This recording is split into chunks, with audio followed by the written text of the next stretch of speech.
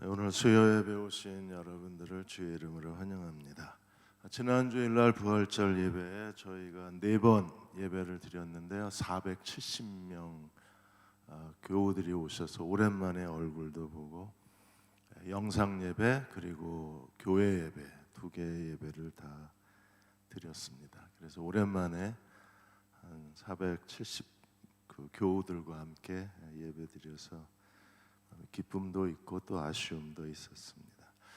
아마 오늘이 지나면 정부에서 발표가 될 겁니다. 어떻게 그 사회적 거리 예방 수칙을 유지할 건지. 그래서 4월 19일까지는 저희가 영상 예배에 계속 주력하고, 그리고 그 다음 주부터는 영상 예배하고 교회 예배를 병행해서 계속해서 모이도록 그렇게 하겠습니다. 투표하셨나요?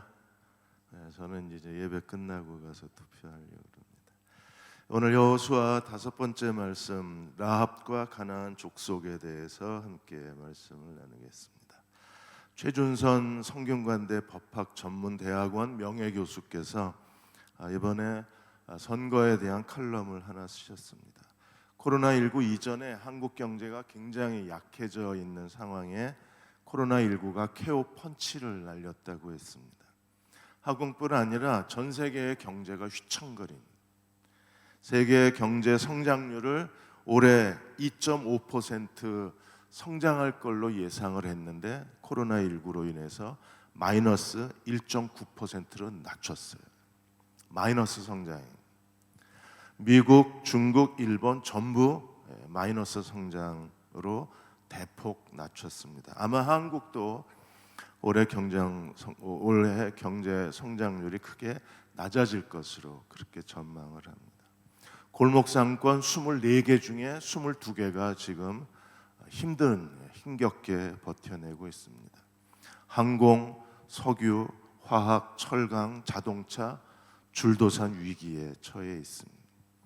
그래서 최준석 교수는 오늘 21대 총선에 경제를 잘 아는 사람들을 선출해 줄 것을 요청을 했어요. 왜냐하면 국가의 운명이 경제에 달려 있기 때문에 경제를 잘 아는 사람을 선출해야 된다고 했습니다.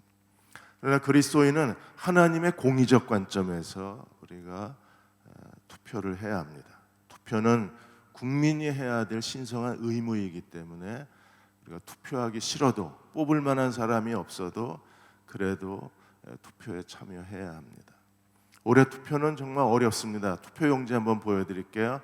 이쪽에 개인 국회의원 선거구로 뽑는 게 있고, 그 다음에 오른쪽에는 비례대표 선거 투표 2개를 기표하셔야 되는데 오른쪽에는 1번, 2번이 없어요. 그리고 3번부터 시작이 됩니다. 기도하시고 하나님께서 대한민국의 미래를 위해서 어떤 사람을 하나님이 기뻐하시나 우리가 기도하는 마음으로 투표하셔야 할 것입니다. 지금 여호수아는 가나안 정복 전쟁 중에 있습니다. 지금 전 세계는 경제를 회복하는 데 온 힘을 다 기울인다면 여호수아가 감당해야 될 시대적 사명은 가나안 진멸 전쟁, 헤렘 전쟁입니다. 헤렘이라는 것은 하나님께 바쳐졌다는 거예요. 그래서 하나님의 가나안 땅을 하나님이 여호수아와 이스라엘에게 주셨고, 그들에게 주신 명령이 뭐예요? 가나안 족속을 다 진멸하라. 헤렘, 그들을 하나님께서 다 죽여서 하나님께 바쳐진 민족이 되게 해야 합니다. 그래서 이 헤렘은 진멸을 통한, 멸망을 통한 하나님께 바쳐지는 봉헌, 하나님께 드리는 성별이라고 말합니다. 가나안 땅은 하나님께 바쳐진 땅입니다. 신명기 7장 2절에서 5절까지 이렇게 명령하셨습니다. 내 하나님 여호와께서 그들을 내게 넘겨 내게 치게 하시리니 그때 너는 그들을 뭐 할 것이며 진멸할 것이며, 이게 헤렘입니다. 그들과 어떤 언약도 하지 말 것이며 그들을 불쌍히 여기지도 말 것이며 또 그들과 혼인하지도 말지니 내 딸을 그들의 아들에 주지 말 것이요 그들의 딸도 내 며느리에게 며느리로 삼지 말 것은 그가 내 아들을 유혹하여 그가 여호와를 버리고 다른 신들을 섬기게 함으로 여호와께서 너희에게 진노하사 갑자기 너희를 멸하실 것이라. 다 진멸하라고 하신 명령이 어디 있어요? 왜 혼인을 금하셨습니까? 가나안 땅의 우상 숭배로 인하여 이스라엘이 우상 숭배에 빠졌다가 하나님의 진멸을 받을 것을 하나님이 두려워하신 거예요. 그래서 다 진멸하라고 명령을 하신 겁니다.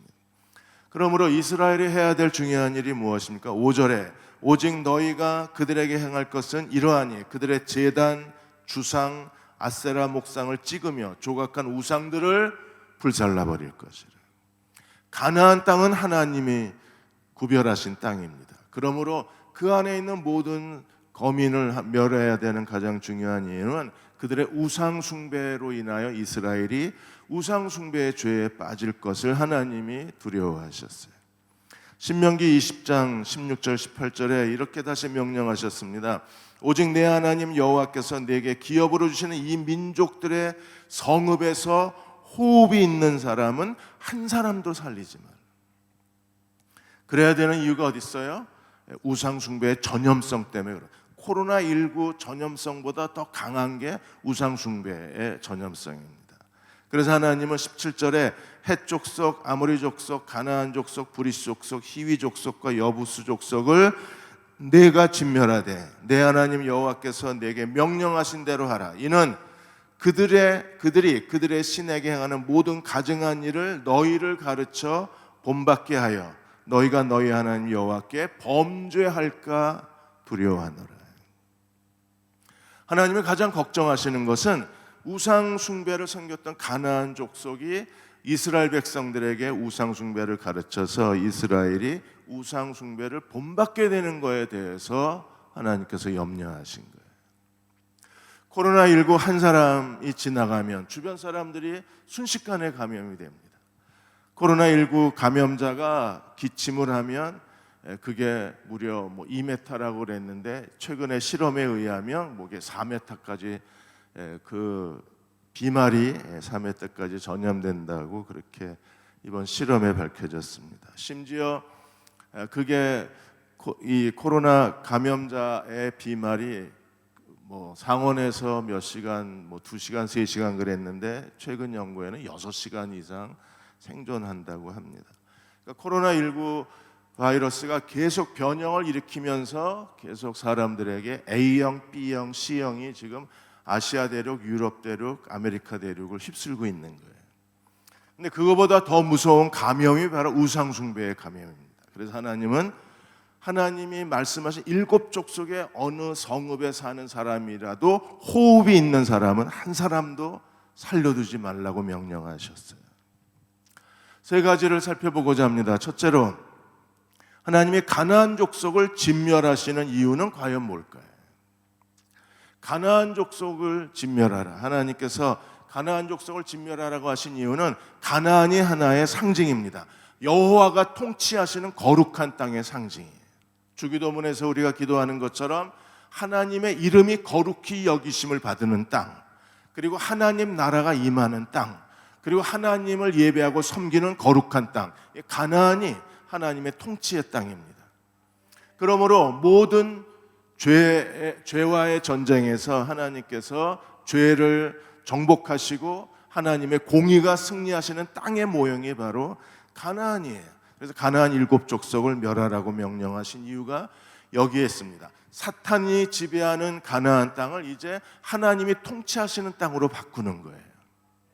그러므로 신명기 9장 4절 5절에서 하나님께서 이렇게 말씀하셨습니다. 내 하나님 여호와께서 그들을 내 앞에 쫓아내신 후에 내가 심중에 이르기를 내 공의로움으로 말미암아 여호와께서 나를 이 땅으로 인도하여 들여서 그것을 차지하게 하셨다고 하지 마라. 가나안 땅을 정복한 이후에 이스라엘 백성이 스스로 우리가 잘나서 이 땅을 정복했다고 착각하지 말라는 거예요. 하나님이 그 땅을 정복하신 이유가 어디 있습니까? 이 민족들이 악함으로 말미암아 여호와께서 그들을 내 앞에서 쫓아내십니다. 그 가나안 족속이 하나님 보시기에 악한 민족이었기 때문에 하나님이 쫓아내셨다는 거예요. 이스라엘 백성이 의로운 백성이라 하나님이 그 땅을 주신 게 아니라 가나안 족속이 악하기 때문이라는 거예요. 그러므로 하나님은 악한 민족을 쫓아내시고 하나님의 거룩한 나라가 그 땅에 세워지길 원하신 거예요. 그러므로 5절에 다시 이렇게 반복합니다. 내가 가서 그 땅을 차지함은 내 공의로 말미암도 아니며 내 마음이 정직함으로 말미암도 아니요 이 민족들이 악함으로 말미암아 내 하나님 여호와께서 그들을 내 앞에서 쫓아내심이라. 여호와께서 이렇게 하심은 내 조상 아브라함과 이삭과 야곱에게 하신 맹세를 이루려 하심이라. 두 가지 이유가 뭐예요? 가나안이 악하기 때문입니다. 또 다른 이유가 뭐예요? 하나님의 아브라함과의 언약 때문입니다. 그러므로 가나안 땅을 멸절하신 가장 중요한 이유는 그 악함을 하나님께서 멸절하시고 하나님의 공의가 통치하기를 원하셨던 거예요. 코로나19는 굉장히 빠르게 세계를 정복해 버렸습니다. 오늘 4월 15일 10시의 통계에 의하면 전 세계의 코로나 감염자가 199만 8,013명입니다. 아마 오늘 안으로 200만이 넘어갈 것 같아요. 그리고 사망자가 12만 6,611명입니다. 감염된 나라는 몇 개 나라일까요? 215개 나라가 감염이 됐어요. 불과 2달 지나서 3달 채 안 됐는데 215개 나라의 코로나 감염 환자가 증가되고 있는 거예요. 하나님은 예수 그리스도로 말미암아 이 땅의 신약교회로 말미암아 하나님의 복음이 모든 민족, 모든 족속, 모든 나라에 전파되기를 원하고 계세요. 근데 아직까지도 우리는 그 세계 복음화의 그리스도의 지상 명령에 순종하지를 못했습니다. 이스라엘 백성도 그렇습니다. 하나님이 이스라엘 백성에게 가나안 족속을 내어 쫓으신 이유는 그들의 악함 때문에. 가나안 땅은 거룩한 땅이에요. 그 땅은 하나님의 통치의 땅의 상징입니다. 가나안은 하나님이 다스리는 거룩한 땅의 상징입니다. 그래서 가나안 7족속, 악한 가나안 7족속, 우상 숭배의 7족속은 그 땅에 살 수가 없어요. 그래서 하나님이 다 내어 쫓으라, 다 멸망해라, 다 진멸하라고 명령하신 이유가 여기 있어요. 악을 행하는 자는 그 땅에 살 수가 없습니다. 그래서 하나님이 가나안 7족속을 정복하시고 가나안 땅을 이스라엘 백성에게 하나님의 약속의 땅으로, 유업의 땅으로 주신 거예요. 12지파의 모든 가정마다 하나님께서 그 땅을 유산으로 주셨잖아요. 거룩한 유산으로. 그런데 이스라엘 백성이 하나님을 버리고 우상 숭배를 하자. 하나님이 다시 어떻게 하셨습니까? 가나안 족속, 악을 행했던 가나안 족속을 하나님 멸절하신 것처럼 하나님이 이스라엘 백성을, 우상 숭배에 빠진 이스라엘 백성을 하나님이 진멸하셔서 어떻게 하셨어요? 아시리아, 바벨론 땅으로 추방시켜 버리신 거예요. 하나님의 언약 백성이라도 악을 행하면, 우상 숭배의 죄에 빠지면 가나안 땅에 살 수가 없는 거예요. 살 자격이 없어요. 그래서 가나안 7족속처럼 이스라엘 백성도 하나님께서 멀리 아시리아로, 바벨론 땅으로 하나님께서 추방시켜 버리신 거예요. 오늘 우리도 마찬가지입니다. 우리가 하나님 앞에 경건하게 살아야 하고 거룩하게 살아야 하는 이유가 어디 있어요? 그렇지 않으면 하나님의 언약의 땅에 살 자격이 없는 거예요. 오늘 집사님 기도한 것처럼 온라인 예배, 영상 예배로 인해서 교회가 긴장하고 있습니다. 왜냐하면 이제 힘들게 주차장도 어렵고 교회 가서 이것저것 봉사도 해야 되고 사람도 만나야 되고, 그런데 영상 예배는 집에서 편하게 가족들하고 예배를 드릴 수 있으니까 이 예배의 편리함이 어느새 영적 게으름이 되면 어떤 일이 벌어질까요? 지금 한국 교회가 쇠퇴기인데 코로나19로 인하여, 이 영상 예배로 인하여 한국 교회가 더 빠르게 쇠퇴기가 가속될 것으로 우려하는 학자들이 있어요. 어쩌면 이번 코로나19로 인하여 우리가 지금 2달 동안 예배를 못 드리고 있는데, 이런 그 영상 예배로 인하여 겨우 예배의 생명력이 유지가 되고 있는데, 이게 한국 교회의 하나의 거대한 변수가 되어져 버리면 쇠퇴기는 더 빠르게 한국 교회를 덮칠 거라고 그렇게 걱정을 하고 기도하고 있는 거예요. 긍정적으로 보는 시각도 있습니다. 이런 일을 통해서 오히려 예배의 사모함이 커져서 교회가 이 쇠퇴기를 극복하고 새로운 부흥의 계기가 마련될 것으로 보는 분도 계세요. 우리가 하나님이 코로나19로 인하여 한국교회가 다시 부흥의 그 계기가 마련될 수 있도록 온 마음을 다해서 기도해야 할 것입니다. 왜냐하면 가나안 땅은 거룩하지 못한 사람은 살 수가 없는 거예요. 살 자격이 없어요. 그래서 가나안 7족속을 쫓아내신 것은 이스라엘 백성이 의로워서가 아니라 그들이 악하기 때문이라 그랬어요. 우상 숭배의 민족이었기 때문에. 그리고 이스라엘이 우상 숭배에 빠지자 하나님이 다시 이스라엘을 가나안 땅에서 추방시켜 버리셨잖아요. 그래서 바벨론 땅에 70년 동안 그들이 종노릇해야 됐던 이유도 가나안 땅은 하나님이 다스리시는 땅이기 때문에 그렇습니다.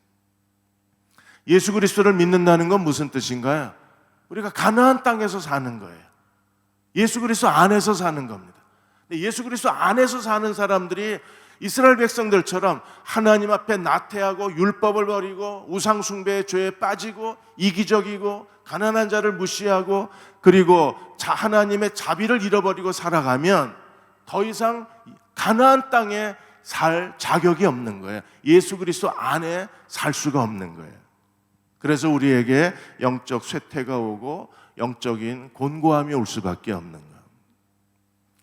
교회는 전 세계에 하나님이 지금도 가나안을 정복하고 계신 하나님이시기 때문에 우리는 세계 복음화에 온 힘을 다하는 교회가 되어야 합니다. 단순히 대전에 있는 교회가 아니라 우리는 세계 복음화를 위해서 큰 꿈을 꾸고 비전을 가지고 그리고 우리에게 주신 은사와 재능과 그리고 물질과 달란트를 가지고 세계 복음화에 뭔가 우리의 흔적을 남겨놓는 그분의 거룩한 교회가 되어야 돼요.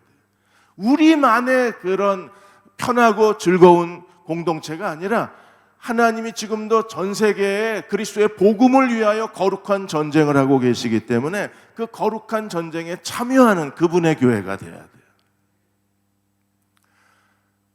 눈을 열고 지금 지구촌에서 일어나고 있는 일들을 보아야 합니다. 하나님이 지금 세계 역사 가운데 어떤 일을 하고 계신가를 알고 그 거룩한 도전을 가슴에 받아들이는 그리스도의 종들이 되어야 돼요.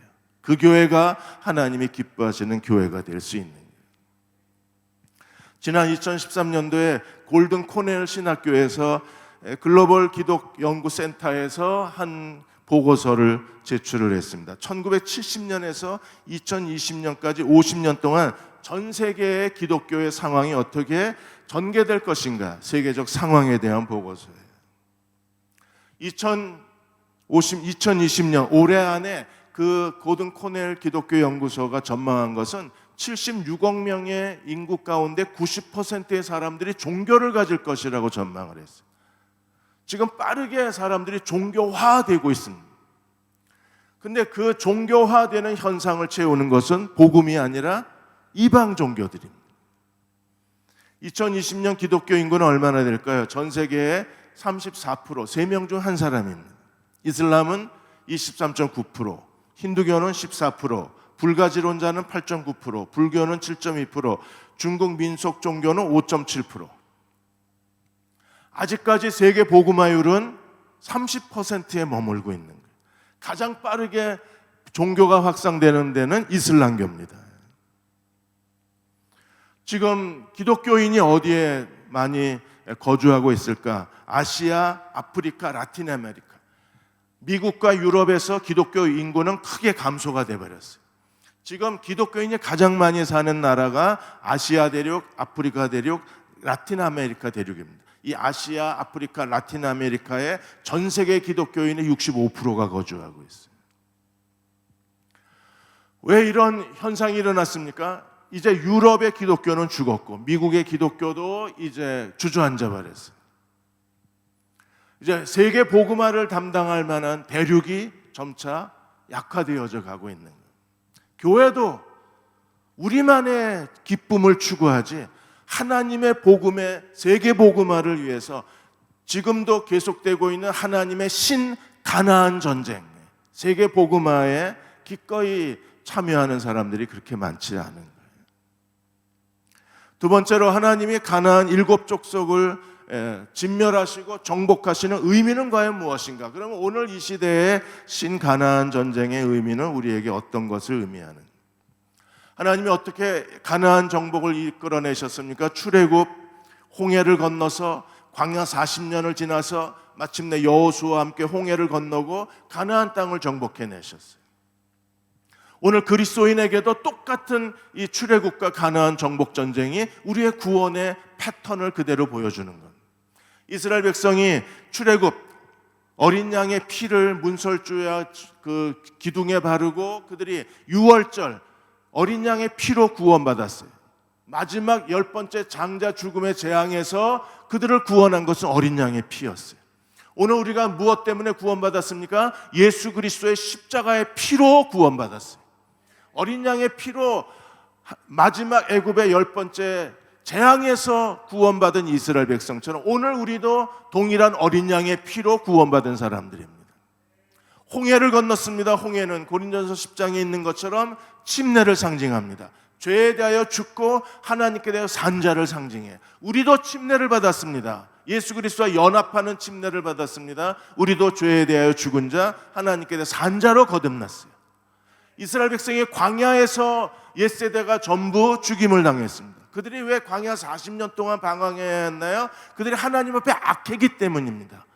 그들의 악의 정체가 뭐예요? 하나님 앞에 불평하고 원망하고 그리고 우상 숭배하고 탐욕의 죄에 빠지고 지도자에 대해서 반역하고 그들의 불신앙 때문에 40년 동안 구약의 출애굽의 1세대가 전부 광야에서 죽임을 당했어요. 오늘 우리도 광야를 지나갑니다. 성령께서 우리의 고난을 통해서 우리 안에 있는 모든 죄성을 다 십자가에 못 박아버리고 우리로 하여금 예수 그리스도를 닮아 거룩한 자로 만드시는 게 성령이 하시는 일이에요. 우리가 사는 세상은 광야입니다. 우리는 매일 광야를 지나가면서 거룩해지는 거예요. 코로나19도 한국교회의 광야입니다. 이 광야를 지나가면서 한국교회가 거룩해질 것입니다. 그리고 마침내 가나안 여호수아와 함께 가나안을 정복하게 되는 거예요. 가나안 족속 7족속을 정복한다는 건 오늘 이 시대에 우리에게 어떤 의미가 있는가? 웨스트민스터 신학대학원의 브루스 워키 박사는 이렇게 얘기했습니다. 가나안 7족속은 오늘 우리 안에 있다 그랬어요. 우리 안에 그리스도인 안에 있는 온갖 악을 가나안 7족속으로 비유했습니다. 그러므로 옛사람을 벗어버리고 새사람을 입으라. 옛사람을 벗고 새사람을 입는 게 오늘 그리스도인의 신영적 가나안 전쟁이라 그랬어요. 우리는 우리 안에 있는 미움과 우리 안에 있는 시기심, 질투, 욕심, 죄, 정욕, 교만, 이기심을 다 죽여야 돼. 정복해야 돼. 예수 그리스도로 말미암아 성령으로 말미암아 우리 안에 있는 죄를 정복하는 사람들이 가나안 전쟁의 승리자가 되는 거예요. 하나님의 은혜를 받아야 합니다. 왜냐하면 은혜를 받아야 우리는 이 죄를 정복할 수 있기 때문에 그렇습니다. 하나님이 이스라엘 여호수아와 이스라엘에게 가나안을 하나님이 쳐서 정복하고 이스라엘에게 승리를 주신 것처럼 우리 안에 죄성을 정복하는 것도 우리가 하는 게 아니라 하나님이 치시고 하나님이 정복시켜 주셔야 된다. 그래서 우리는 하나님의 은혜를 더 받아야 합니다. 그러므로 가나안 7족속은 우리 앞에 있는 어떤 민족이 아니라 우리 안에 있는 우리의 죄성이라는, 그게 첫 번째 해석입니다. 두 번째 해석은 선교적 사명인 거예요. 지금도 하나님은 전 세계에서 계속해서 하나님의 죄와 우상 숭배에 빠져 있는 사람들을 찾아가셔서 복음으로 정복하시고 그들을 하나님의 백성으로 만드시는 게 오늘 이 시대의 가나안 전쟁의 사명이라는 거예요. 언젠가 인류의 최후의 심판의 날이 옵니다.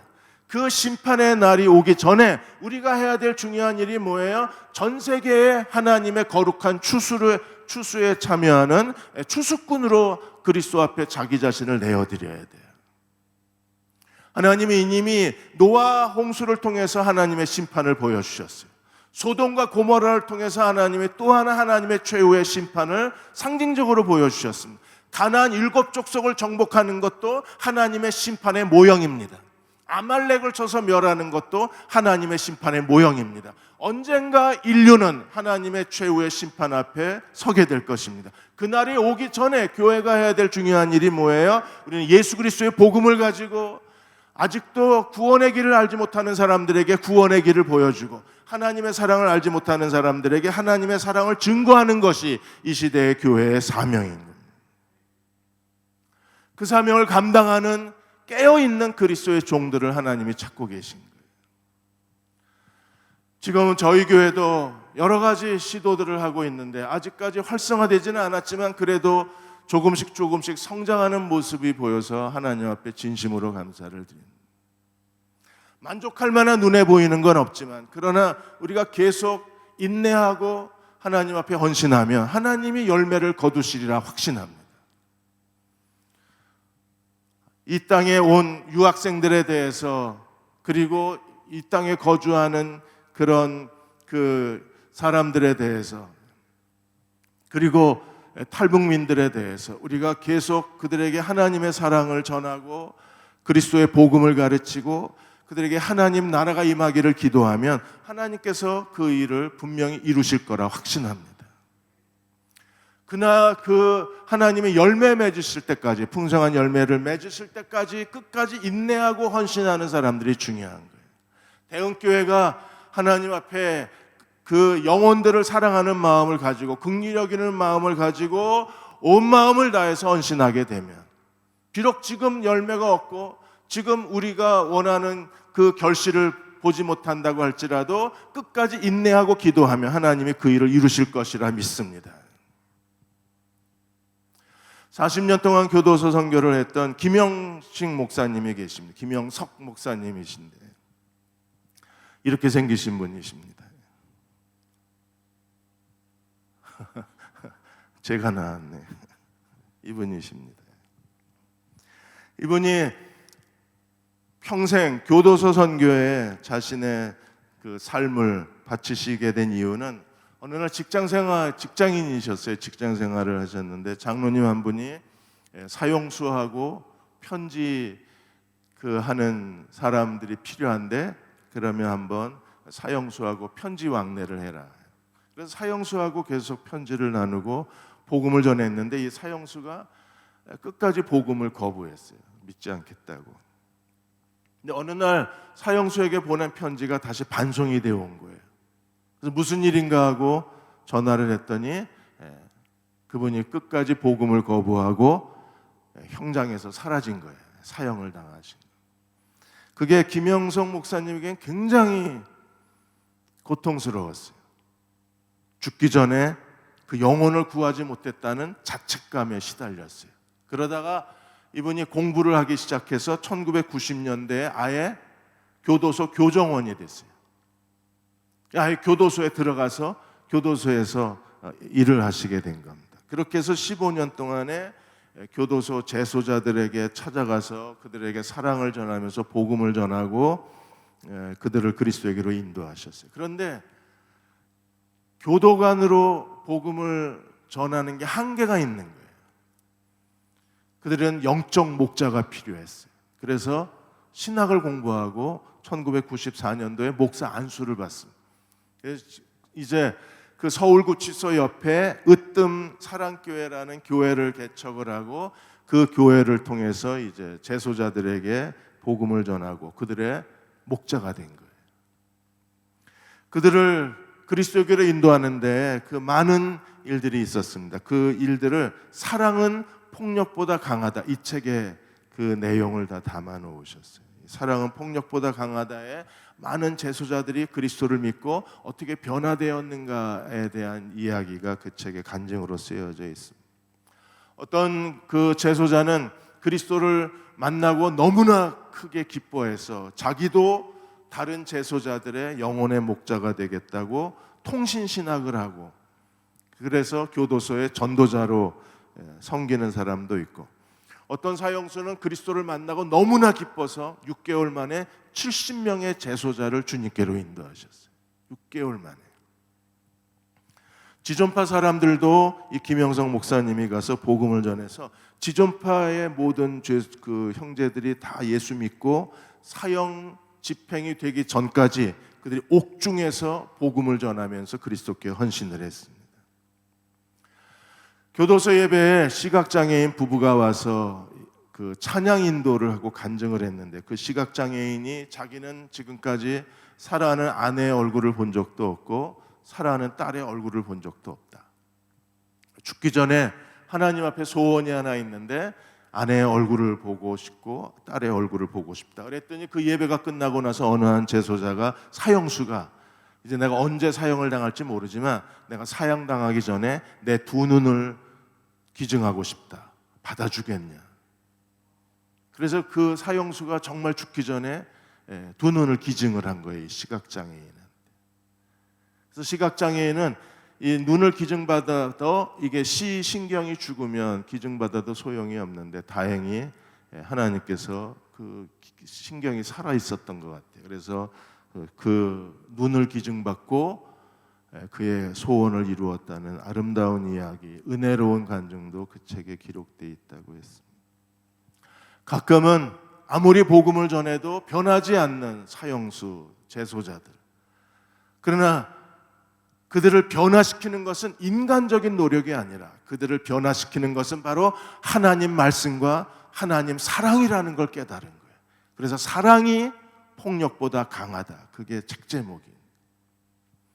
오늘 우리가 어떻게 쓰임받아야 하나요? 하나님 말씀과 하나님 사랑으로 우리는 만나는 사람에게 예수 그리스도를 전함으로 우리는 이 시대에 하나님이 지금도 계속하고 계시는 가나안 전쟁에 참여하는 그리스도의 군사가 될 수 있는 거예요. 마지막으로 세 번째, 헤렘과 라합의 이야기를 마무리하고 싶습니다. 로버트 폴치는 이렇게 얘기했습니다. 이스라엘 백성이 그들이 차지할 수 없는 땅을, 하나님의 그 땅을 그들에게 기업으로 주신 것처럼 어떤 사람들, 두 사람이 여호수아에 나오는데 기생 라합과 기브온 족속은 이미 그 땅이 멸망받은 땅, 하나님의 진멸의 대상임에도 불구하고 그들은 하나님께 구원받은 사람이 됐다고 했어요. 이스라엘도 받을 수 없는 가나안 땅을 하나님이 그들에게 기업을 주셨고, 이미 하나님께 버림받은 땅임에도 불구하고 구원받은 사람이 있습니다. 기생 라합과 기브온 족속입니다. 그들은 어떻게 구원을 받았습니까? 그들이 여호와께 대한 신앙을 고백하고 하나님은 그 진노 가운데 기생 라합과 기브온 족속을 구원하셨다고 하셨어요. 여리고는 이미 멸망이 예정되어 있습니다. 여호수아 6장 21절에 보시면 하나님이 여리고 멸망을 헤렘의 완벽한 그 모범을 보여주셨어요. 헤렘의 본복이었습니다. 그래서 성 안에 있는 모든 것을 온전히 바치되 남녀, 노소, 소, 양, 나귀를 어떻게 했어요? 칼날로 멸했습니다. 여리고 정복은 헤렘 전쟁의 아주 완벽한 본복이에요. 모든 걸 다 진멸했습니다. 그런데 기생 라합은 살았어요. 어떻게 기생 라합은 하나님의 구원을 받을 수 있었습니까? 그가 여호와 신앙을 고백했기 때문에. 여호수아 2장 9절 10절에 이렇게 말합니다. 여호와께서 이 땅을 너희에게 주신 줄 내가 아노라.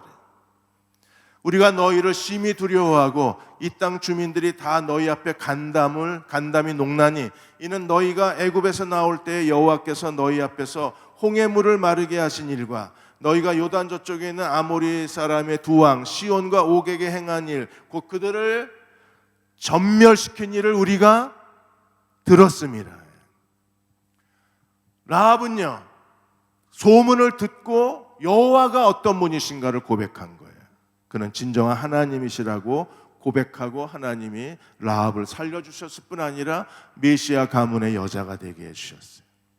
기브온 족속도 그들은 여호수아를 찾아와서 그들이 모든 7 족속의 멸망받는 가운데에서 기브온 족속은 구원을 받았습니다. 어떻게 구원받았나요? 여호수아 9장 9절 10절에 보시면 그들도 여호와 신앙을 고백합니다.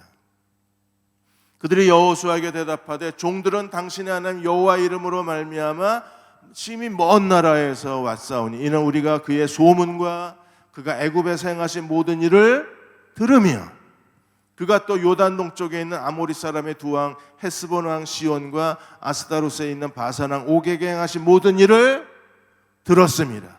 듣고 그들은요 여호수아에게 와서 여호수아를 속이고 평화의 조약을 맺고 목숨을 건져냅니다.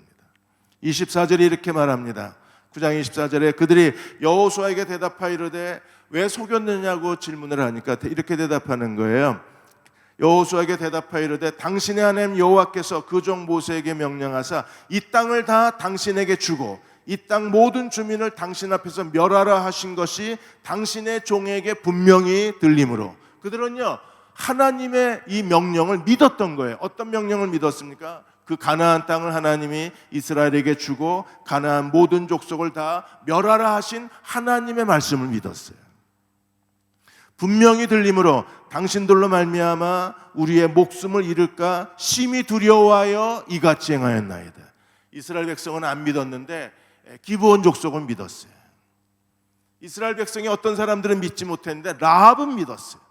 이스라엘 백성들이 어떤 사람들은 믿지 못했는데 기브온 족속은 믿었습니다. 하나님이 모세에게 하신 말씀, 이 땅을 너희에게 주노라, 이 땅 거민을 다 멸하라 하신 말씀을 믿고 그들이 두려워서 여호수아에게 와서 평화 조약을 맺었습니다. 기생 라합도 여호와 신앙을 고백하고 하나님이 다 저주하시고 하나님이 진멸하신 가운데 그들은 살았어요. 기브온 족속도 이미 하나님께서 가나안 족속을 다 진멸하는 가운데 그들도 살았어요. 무엇 때문에요? 여호와 신앙을 고백했기 때문에. 지금도 하나님은 하나님께 대한 신앙을 고백하는 사람들에게 하나님은 새로운 기회를 주시고 진노 가운데 구원하신 하나님이십니다. 이 기생 라합의 신앙을 행함 있는 믿음이라고 얘기하는, 기브온 족속의 믿음도 행함 있는 믿음입니다. 그들은 두려워하고 가만히 있었던 게 아니라 그들은 살기 위해서, 기생 라합은 두 명의 정탐꾼을 목숨을 내어서 숨겨주고 기브온 족속은 살기 위해서 여호수아와 평화의 조약을 맺었어요. 믿음은 행함으로 드러나는 것. 그래서 야고보 2장 23절에 26절까지 행함 있는 믿음에 대해서 이렇게 얘기합니다. 아브라함이 하나님을 믿음에 이것을 의로 여기셨다는 말씀이 이루어지고 그는 하나님의 벗이라 칭함을 받았느니라. 어떻게 해요? 독자 이삭을 하나님 앞에 제물로 드린 거예요. 그 행위로 말미암아 하나님의 아브라함을 의롭다 하시고 아브라함의 벗이라, 아브라함을 하나님의 벗이라 일컬음을 받게 하신 겁니다. 그래서 24절에 이로보건대 사람이 행함으로 의롭다 하심을 받고 믿음으로만 아니라, 믿음으로만 부족합니다. 반드시 그 믿음이 뭘로 나와야 돼요? 행함으로 드러나야 돼요. 행함이 없으면 믿음이 없는 거예요. 25절에 기생 라합에 대해서 이렇게 얘기합니다. 이와 같이 기생 라합이 사자들 두 명의 정탐꾼을 접대하여 다른 길로 나가게 할 때 행함으로 의롭다 하심을 받은 게 아니냐. 그러므로 26절 영혼 없는 몸이 죽은 것 같이 행함 없는 믿음이 죽은 것이라. 우리가 정말 하나님을 믿는다면 우리도 행함 있는 믿음의 사람이 되어야 합니다. 그 라합의 행함 있는 믿음은 무엇으로 드러났어요? 라합의 붉은 줄로 드러난, 밧줄을 내어서 두 정탐꾼을 살려주고 그 정탐꾼을 살려준 밧줄이 있는 그곳에 붉은 줄을 매어, 이 붉은 줄이야말로 라합의 행함이 있는 믿음. 여리고 왕을 두려워하지 아니하고 왕의 명령을 무서워하지 아니하고 믿음으로 두 명의 정탐꾼을 살려줌으로 인하여 라합은요 자기만 구원받은 게 아니라 자기 집에 있는 모든 가족이 다 구원받은 거죠. 오늘도 우리의 가정에 붉은 줄을 매시는 이 시대의 라합이 되시기를 주의 이름으로 축원합니다. 제가 교회 장례를 가다 보면 정말 라합같이 하나님께 쓰임받는 분들이 계셔서 너무나 감사를 드립니다. 그분들은 정말 이 시대의 라합입니다. 때로는 남편을 향하여 남편에게 라합처럼 그 영혼을 구원하고 자녀들의 영혼을 구원하고, 때로는 부모님에게 사랑을 베풀어서 부모님을 주님께로 인도하고, 마지막 죽음의 자리에서 부모가 회심하는 걸 지켜보고 너무나 기뻐하는 딸의 모습. 그들은 이 시대의 라합 같은 사람들입니다. 라합은 자기만 구원한 게 아니라 온 가족을 다 구원했던 사람이에요. 그 가족을 다 모아놓은 그 집에 라합의 붉은 줄이 메어져 있었어요. 6장 25절에 여호수아가 어떻게 라합의 가족을 구원했는가를 이렇게 말합니다. 여호수아가 기생나앗과 그 아버지의 가족과 그의 속한 모든 것을 살렸으므로 그가 오늘까지 이스라엘 중에 거주하였으니 이는 여호수아가 여리고를 정탐하려고 보낸 사자들을 숨겨주었습니다. 사자들을 살려주고 두 정탐꾼을 살려주고 라합은요 온 가족의 목숨을 구원한 거예요. 목숨만 구원했습니까? 아니요. 이스라엘 중에 거하게 했다. 하나님의 거룩한 언약 백성이 되게 했어요. 그리고 라합은 메시아의 여자가 된 거예요.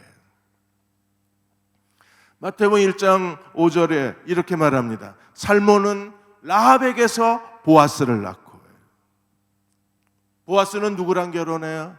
우리가 고난주간 사경회 때 나오미의 며느리 룻과 결혼합니다. 그리고 거기서 누가 태어나요? 다윗이 태어나고, 다윗의 후손으로 누가 오셨어요?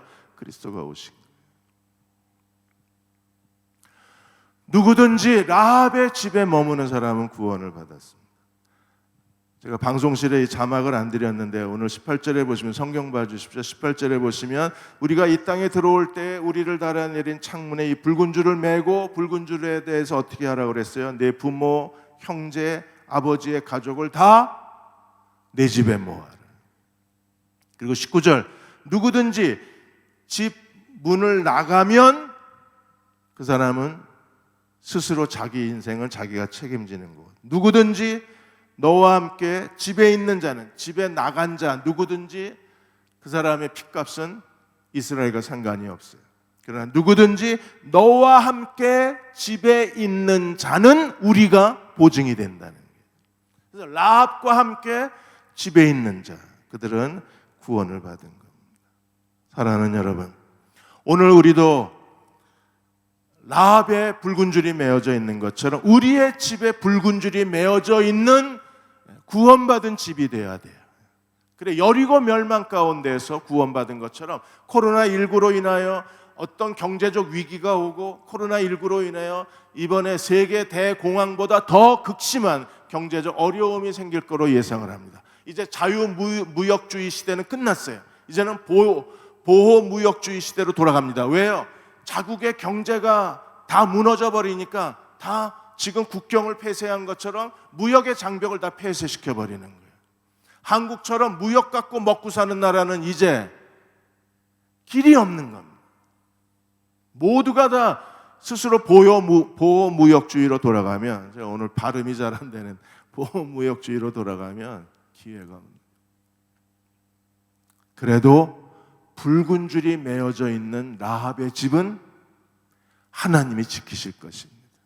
지금이야말로 더 하나님 앞에 엎드려야 하고, 지금이야말로 우리가 더 전심을 다하여 기도해야 되고, 지금이야말로 우리가 하나님 말씀으로 돌아가야 돼요. 왜요? 가나안 7 족속이 전부 멸망을 당하고 모두 진멸을 당하는데 두 사람, 기생라합과 기브온 족속만 구원을 받았어요. 왜요? 그들은 들었습니다. 그리고 믿었습니다. 그리고 행동으로 옮겼습니다. 그래서 하나님이 구원하신 거잖아요. 지난번에 당신을 위한 기도 시작반 유해일 사모님의 책을 하나 소개해드렸어요. 당신을 위한 기도 시작반. 그 반이 뭘까요? 이것만 하면 기도 준비 절반이 됐다는 겁니다. 그래서 책 제목이 기도 시작반이에요. 시작반은 뭐예요? 말씀 기도라고 유해일 사모가 가르쳐 줬습니다. 유해일 사모는 부목사입니다. 사랑하는 교회의 부목사님 아내인데, 이 책을 통해서 많은 사람들에게 기도하는 방법을 가르쳐 준 거예요. 그게 뭐였습니까? 주일날 성경 한 구절을 정해놓고 일주일 동안은 그 말씀을 묵상하는 겁니다. 우리는요, 설교를 정말 많이 듣습니다. 그런데 들은 설교가 왜 믿음이 안 될까요? 그 정도 설교 들었으면 믿음이 확확 자라나야 되는데, 설교 듣기 전이나 설교 듣고 나서나 그 믿음이 그 믿음입니다. 왜 믿음이 안 자라요? 뭐가 잘못됐습니까? 말씀에 묵상이 없어요. 말씀에 묵상이 없으면 믿음이 안 자라납니다. 그래서 말씀의 묵상이 정말 중요합니다. 그래서 유엘 사모는 일주일에 하나만 묵상하는 거예요. 한 구절. 그래서 그 책에서 그 사모님이 자기 간증을 하셨잖아요. 이사야 53장 4절 5절을 묵상한 거예요. 그는 진실로 우리의 질고를 지고 우리의 슬픔을 당하였거늘 우리는 생각하기를 그는 징벌을 받아 하나님께 맞으며 고난을 당한다 하였느라. 그의 찔림은 우리의 허물. 이렇게 해서 3절 4절을 한 번 읽었어요. 두 번 읽었어요. 그리고 묵상했습니다. 세 번째 읽고 묵상하는 순간에 마음에 성령의 깊은 감동으로 울음이 터졌어요. 그 말씀 앞에 눈물이 쏟아진 겁니다.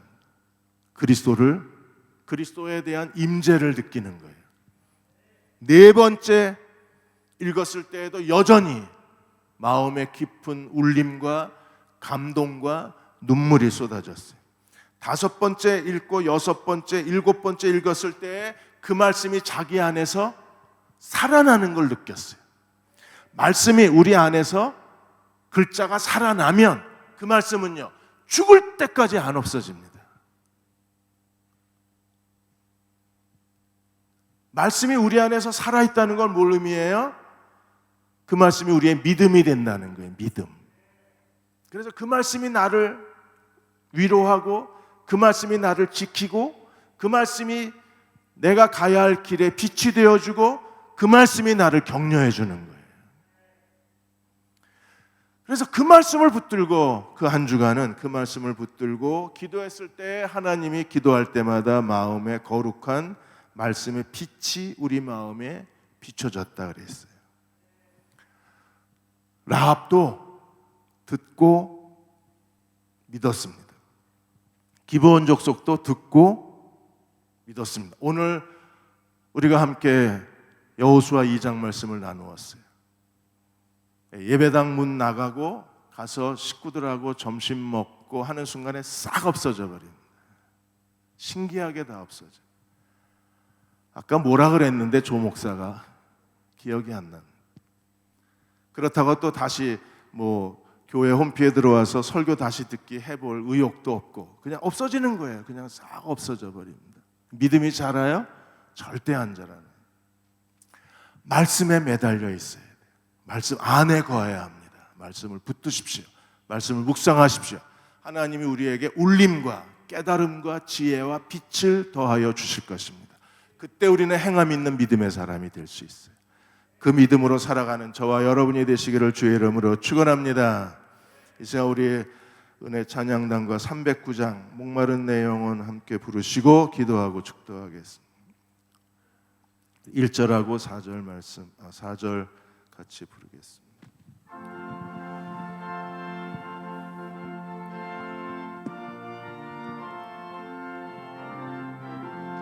목마른 내 영혼 주가 이미 허락한 그 귀한 영생수 주여 갈망합니다. 그 약속 따라서 일성 간구하오니 오 주여 내 기도 어서 들어주소서. 예수의 사랑 예수의 사랑 바다 물결같이 내게 임하니 영광의 물결에 온전히 쌓여서 내 영혼의 기쁨 할례없도다. 큰 차오 넘치는 주의 은혜의 물결 힘차게 밀려와 내게 만족합니다. 오 할렐루야로 주를 찬송하오니 내 맘의 기쁨이 항상 충만하리라. 예수의 사랑 예수의 사랑 바다 물결같이 내게 임하니 영광의 물결에 온전히 쌓여서 내 영혼의 기쁨 한량없도다. 자, 우리 잠깐 기도할 때 목마른 내 영혼 그 귀한 생명수 하나님 말씀에서 옵니다. 힘들고 어렵지만 지금 우리는 말씀 앞에 무릎을 꿇어야 할 때입니다. 하나님 말씀을 주야로 묵상하십시오. 하나님이 우리를 시냇가에 심은 나무처럼 잎사귀가 마르지 않게 해주시고 목마르지 않게 해주시고 시절을 쫓아 열매를 맺게 하여 주시며 예수님의 사랑이 바닷물결같이 내게 임하게 해 주실 것입니다. 그 행사가 다 형통하리로다. 우리의 영혼에 기쁨이 넘칠 것입니다. 주여 말씀을 사모하게 하여 주옵소서. 주야로 묵상하는 자로 살게 하여 주옵소서. 말씀 안에 거하여 주님 안에 거하는 주님의 참 제자가 되게 하여 주옵소서. 오늘 4월 15일 오늘 청선을 주께 의탁합니다. 하나님이 통치하시고 하나님이 주관하시고 하나님의 다스리심을 우리 믿음의 눈으로 보게 하여 주옵소서. 하나님의 살아계심을 우리가 확인하는 오늘 총선이 되게 하여 주옵소서. 이 시간 우리 1, 2분간 함께 통성으로 기도하겠습니다. 아버지 하나님, 우리의 마음에 기름 부어 주셔서 다시 하나님 말씀으로 돌아가게 하여 주시고 오늘 4월 15일 총선을 주께 의탁합니다.